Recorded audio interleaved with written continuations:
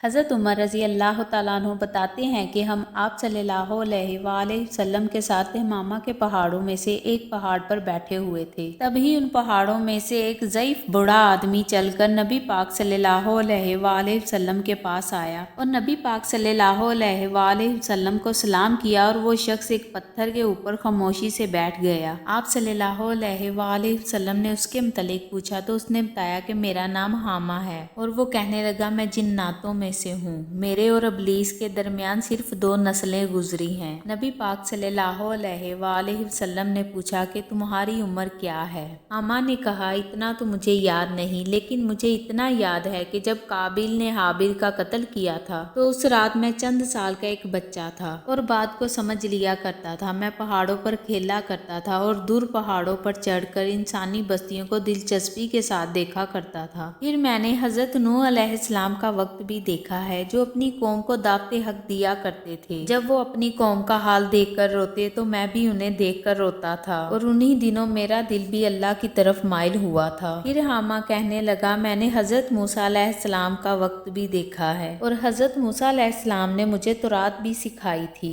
और हजरत मूसा अलैहिस्सलाम ने मुझसे कहा था कि ऐ हामा अगर तुम ईसा से मिलो तो उन्हें मेरा सलाम जरूर देना। फिर हामा आप सल्लल्लाहु अलैहि वसल्लम से कहने लगा कि मैंने हजरत ईसा अलैहिस्सलाम को भी देखा है और हजरत ईसा अलैहिस्सलाम ने मुझे कहा था कि हामा अगर तुम कभी मोहम्मद सल्लल्लाहु अलैहि वसल्लम को मिलो तो उन्हें मेरा सलाम जरूर देना। तो ऐ नबी सल्लल्लाहु अलैहि वसल्लम मैं तुम्हें ईसा इब्ने मरियम का सलाम देने के लिए आया हूँ। फिर उमर बिन खत्ताब रजी अल्लाह तआला अन्हु फरमाते हैं कि ये बात सुनकर नबी करीम सल्लल्लाहु अलैहि वसल्लम की आंखों में आंसू आ गए। फिर आप सल्लल्लाहु अलैहि वसल्लम ने फरमाया ईसा इब्ने मरियम पर सलामती हो। वीडियो को लाइक शेयर और चैनल को सब्सक्राइब जरूर कर दें।